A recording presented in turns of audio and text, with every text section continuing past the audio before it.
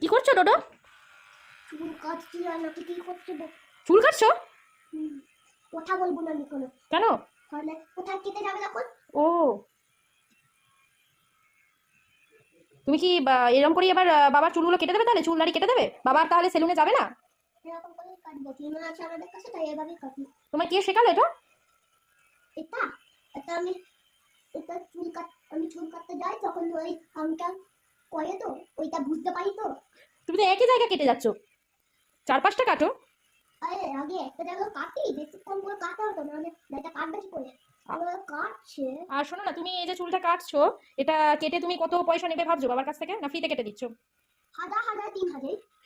3,000 টাকা? 3,000 টাকা, হাজার হাজার। হাজার হাজার 3,000 টাকা? দেখো তুমি এনেছো তো সঙ্গে করে 3,000 টাকা?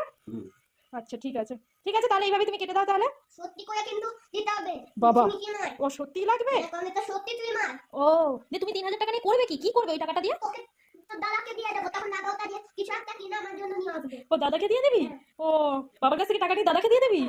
আচ্ছা ঠিক আছে তাহলে, ঠিক আছে কর তাহলে।